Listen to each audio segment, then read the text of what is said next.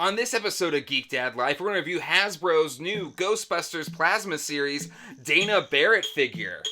Hi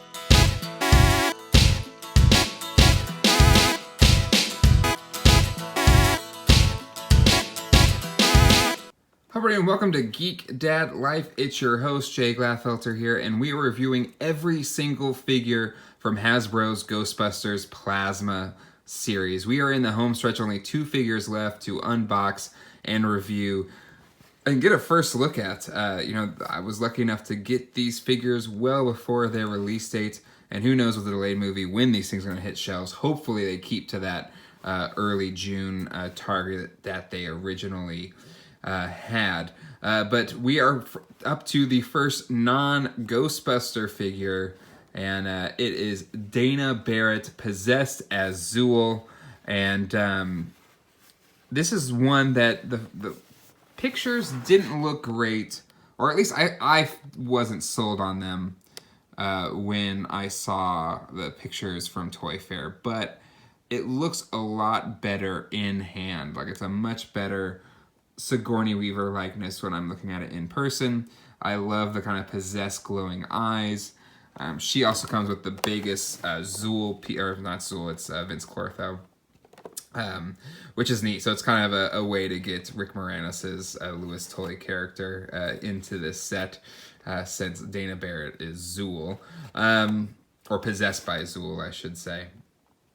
But yeah, excited to look at this figure. I never got the Matty Collector Dana Barrett figure. At that point, I was disenfranchised from the Matty Collector Ghostbuster line. So, like I've said about the others, I love the box art, love the side art here of the Ghostbusters. I think it's a really neat touch. Love the flight suit patterns here. The Dana Barrett name tag is neat as well.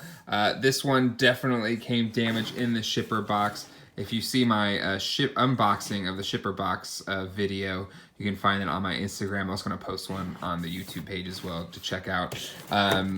So there's not a lot of room in there, so getting a nice minty mint one is going to be hard, I think, for all the figures, but I'm an opener, so I don't care as much. I love the card back here. There is no Dana, only Zuul. A neat little card there. She comes with the middle torso for Vince Clortho, and she is the 5th of 6 figures, 7 if you count the Build-A-Figure. All right, so let's open this thing up and see what it looks like.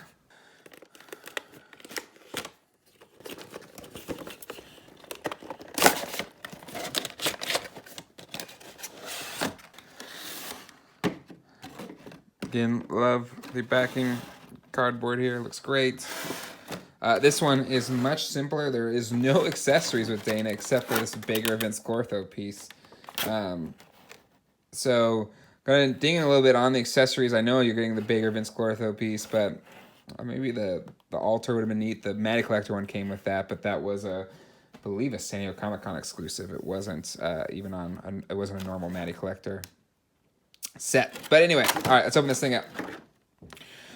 This one still has no little rubber bands holding things in, so that's a nice touch there. So I got this big. Whoa.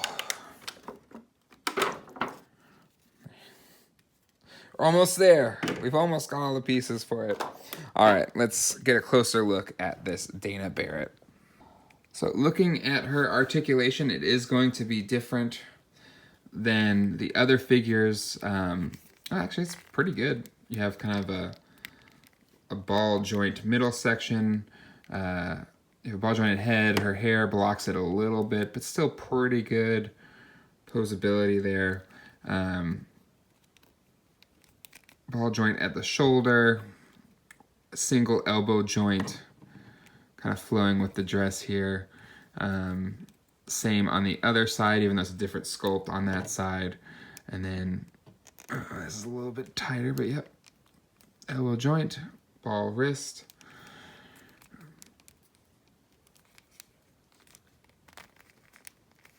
And then you still have the swivel at the hip joint here, as well as not as much flexibility because you do have the dress. You have the double jointed knee, which it does break up the sculpt a little bit there. But I get them going for it.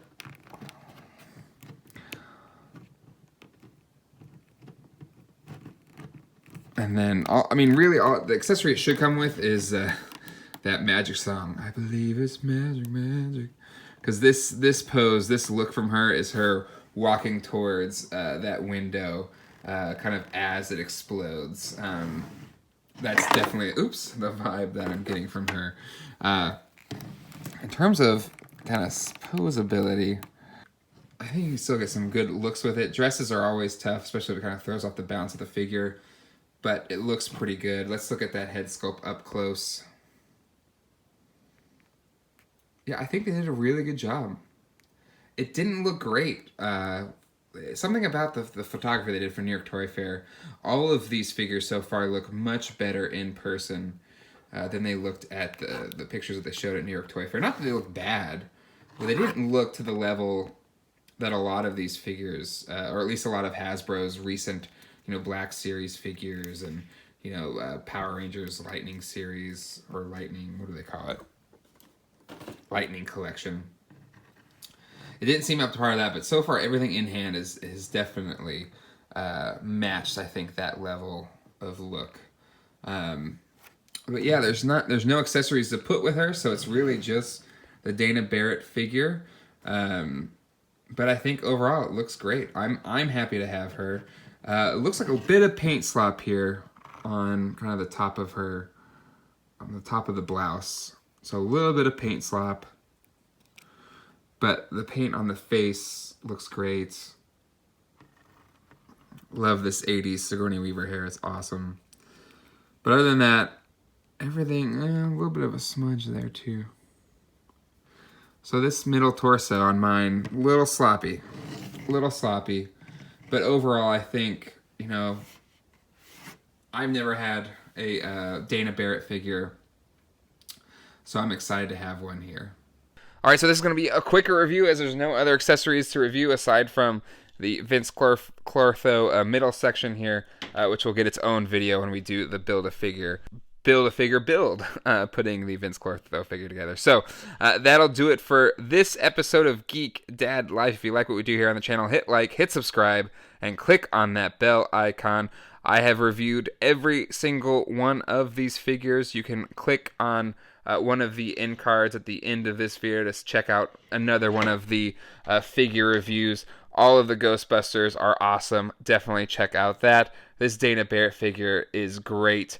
If anything, the lack of accessories is the one knock I would give to her, but she looks fantastic. I